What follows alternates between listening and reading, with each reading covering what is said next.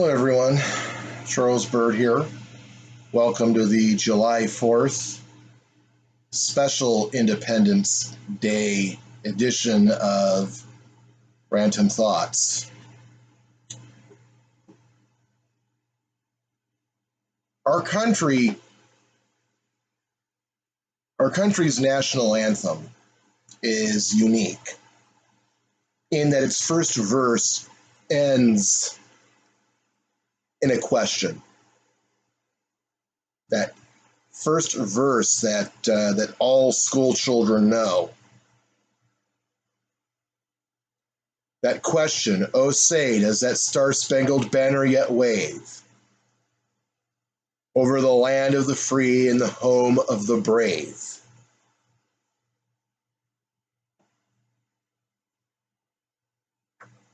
Does it? Does it really? There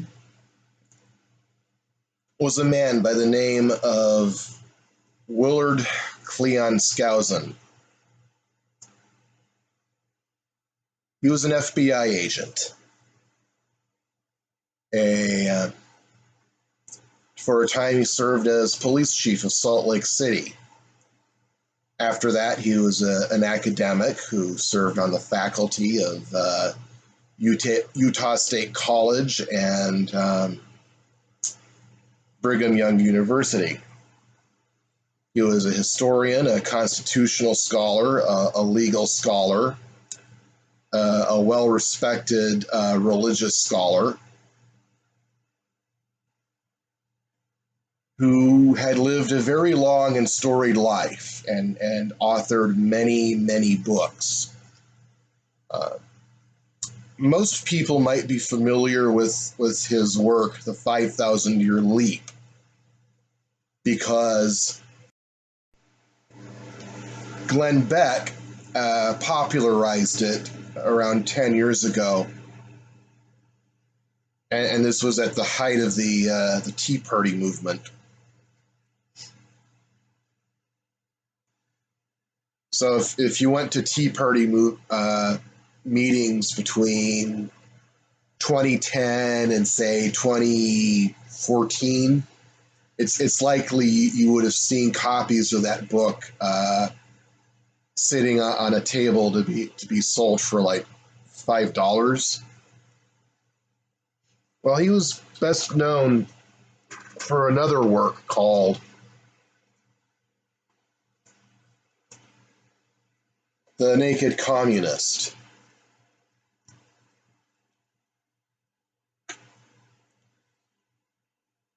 This was written in 1962, and in the 12th chapter, The Future Task, he lists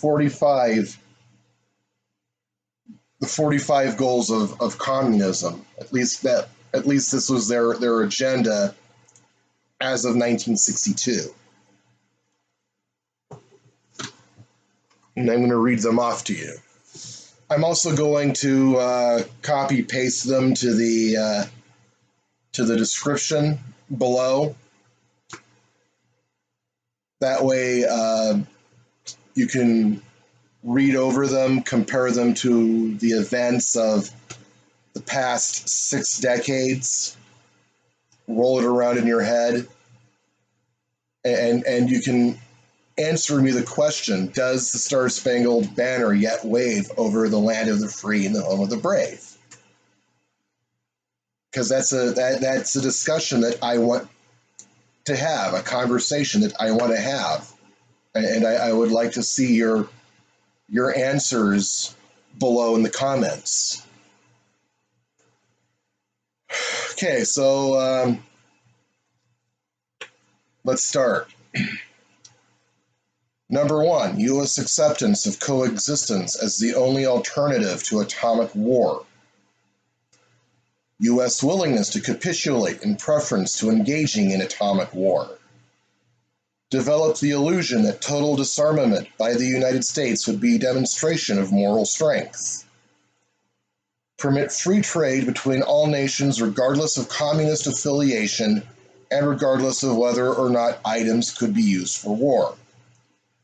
Extension of long-term loans to Russia and Soviet satellites. Provide American aid to all nations regardless of communist domination. Grant recognition of Red China, admission of Red China to the UN. Set up East and West Germany as separate states in spite of Khrushchev's promise in 1955 to settle the Germany question by free elections under supervision of the UN. Prolong the conferences to ban atomic tests because the US has agreed to suspend tests as long as negotiations are in progress. Allow all Soviet satellites individual representation in the UN. Promote the UN as the only hope for mankind. If its charter is rewritten, demand that it be set up as a one-world government with its own independent armed forces. Some communist leaders believe the world can be taken over as easily by the UN as by Moscow. Sometimes these two centers compete with each other, as they are now doing in Congo. Resist any attempt to outlaw the Communist Party. Do away with all loyalty oaths. Continue giving Russia access to U.S. Patent Office. Capture one or both of the political parties in the United States. Use technical decisions of the courts to weaken basic American institutions by claiming their activities violate civil rights. Get control of the schools. Use them as transmission belts for socialism and current communist propaganda. Soften the curriculum. Get control of teachers' associations. Put the party line in textbooks. Gain control of all student newspapers. Use student riots to foment public protests against programs or organizations which are under communist attack. Infiltrate the press. Get control of book review assignments, editorial writing, and policy-making positions. Gain control of key positions in radio, TV, and motion pictures. Continue discrediting American culture by degrading all forms of artistic expression. An American communist cell is told to eliminate all good sculpture from parks and buildings, substitute shapeless, awkward, and meaningless forms. Control art critics and directors of art museums. Our plan is to promote ugliness, repulsive, meaningless art. Eliminate all laws governing obscenity by calling them censorship and a violation of free speech and free press. Break down cultural standards of morality by promoting pornography and obscenity in books, magazines, motion pictures, radio, and TV. Present homosexuality, degeneracy, and promiscuity as normal, natural, and healthy. Infiltrate the churches and replace revealed religion with social religion. Discredit the Bible and emphasize the need for intellectual maturity, which does not need a religious crutch. Eliminate prayer or any phase of religious expression in the schools on the ground that it violates the principle of separation of church and state. Discredit the American Constitution by calling it inadequate, old-fashioned, out of step with modern needs, a hindrance to cooperation between nations on a worldwide basis. Discredit the American Founding Fathers, present them as selfish aristocrats who had no concern for the common man. Belittle all forms of American culture and discourage the teaching of American history on the ground that it was only a minor part of the big picture. Give more emphasis to Russian history since the communists took over. Support any socialist movement to give centralized control over any part of the culture, education, social agencies, welfare programs, mental health clinics, etc. Eliminate all laws or procedures which interfere with the operation of the communist apparatus. Eliminate the House Committee on Un-American Activities. Discredit and eventually dismantle the FBI. Infiltrate and gain control of more unions. Infiltrate and gain control of big business. Transfer some of the powers of arrest from the police to social agencies. Treat all behavioral problems as psychiatric disorders, which no one but psychiatrists can understand or treat. Dominate the psychiatric profession and use mental health laws as a means of gaining coercive control over those who oppose communist goals. Discredit the family as an institution. Encourage promiscuity and easy divorce. Emphasize the need to raise children away from the negative influence of parents. Attribute prejudices, mental blocks, and retarding of children to suppressive influence of parents. Create the impression that violence and insurrection are legitimate aspects of the American tradition, that students and special interest groups should rise up and use united force to solve economic, political, or social problems. Internationalize the Panama Canal.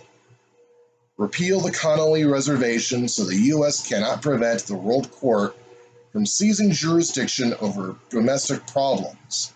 Give the World Court jurisdiction over nations and individuals alike. Again, I'm going to give you this homework assignment here. I'm going to copy-paste the 45 goals to the description, and I want you to read each item, compare it with events of the past 6 decades, and answer the question, does the Star Spangled Banner yet wave over the home of the free and the land of the brave?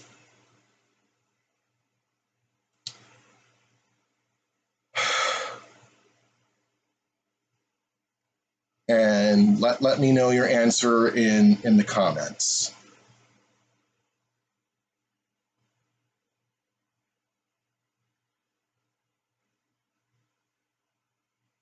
As those of you who have followed the news know,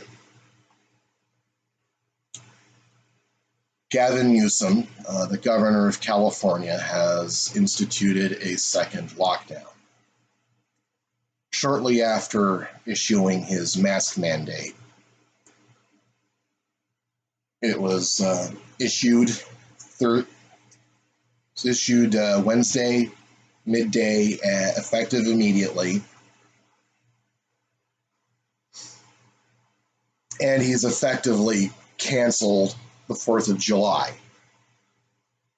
There's actually talk of him sending Gestapo-like strike teams into our neighborhoods and shutting down barbecues, family gatherings, and house parties.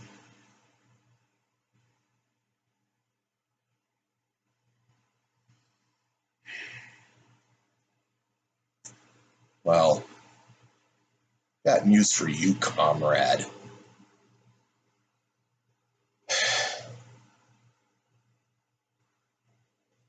Being the Grinch who stole the 4th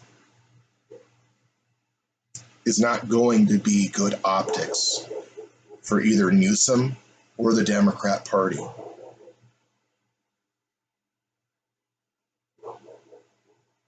No, it's not. We'll remember it in November, and they will pay at the polls. And when Newsom's up for re-election in 2022, we're still going to remember him as the Grinch who stole the 4th. And his opponent in November of 2022, whoever makes the runoff, which unfortunately is how primaries work in this state, whether it's a Republican, a Democrat, or, Lord, give us that glorious day, a libertarian, would be foolish enough not to make an issue of that. He and his cronies are going to pay at the polls in November and in 22 and beyond. Some people aren't even waiting until 2022. I'm hearing that in some parts of the state, even here in Modesto, that recall petitions are going like hotcakes.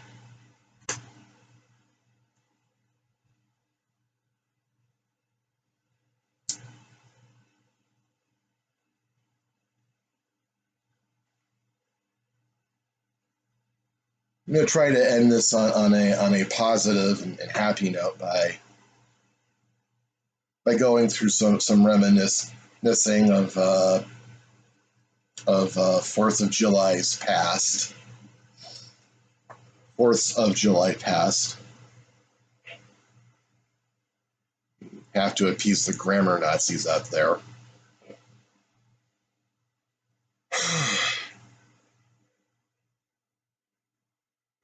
Now, my childhood was far from ideal, but I was still fortunate enough to have grown up in the 80s.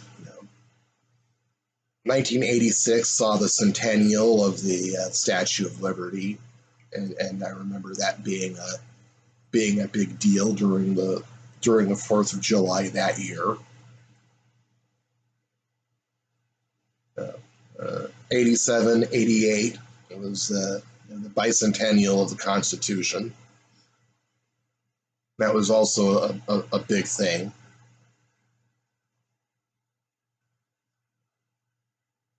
I miss the parades.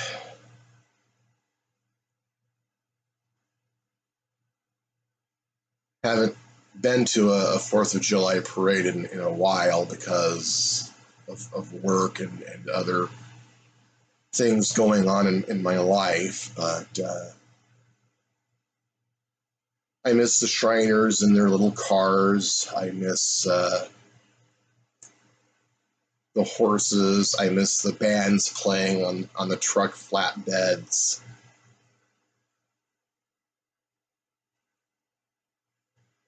Miss going to the picnic at Grisada Park, chewing the fat with John Katz at the Birch Society booth.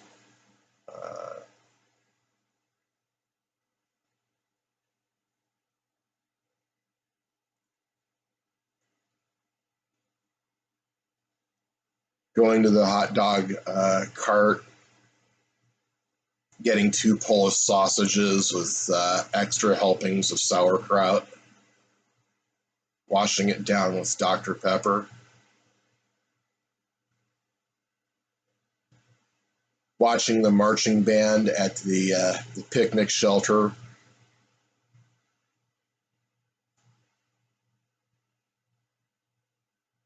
Those were good times.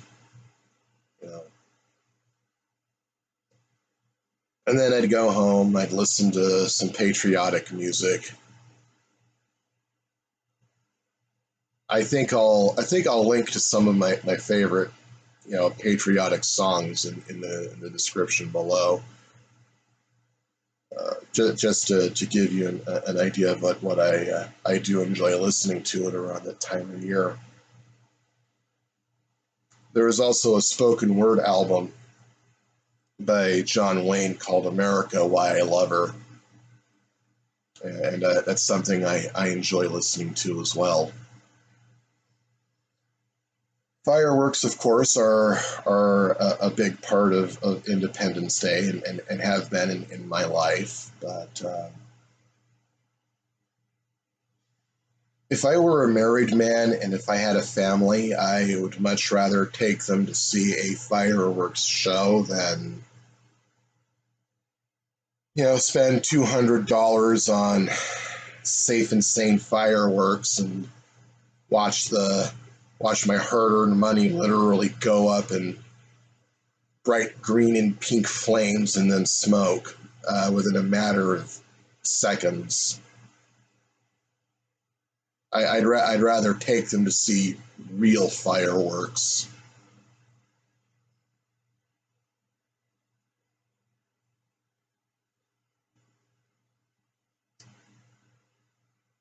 But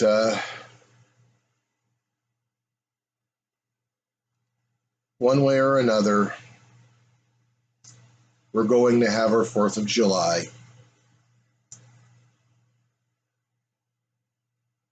We're going to enjoy ourselves. We're going to have a great time, and we're going to celebrate freedom, whether Gavin Newsom likes it or not.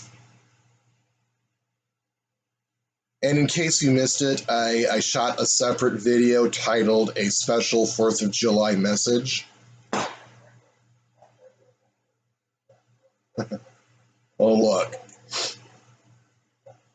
It's 2 in the morning as I'm shooting this, and somebody just could not wait.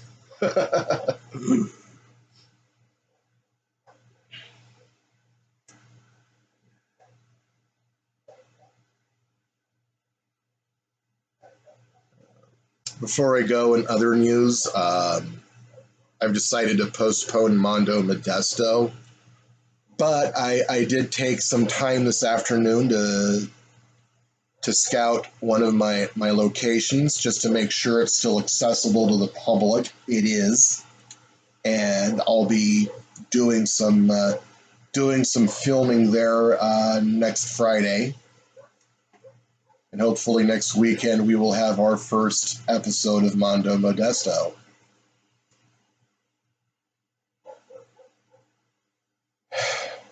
So, happy 4th. Happy Independence Day.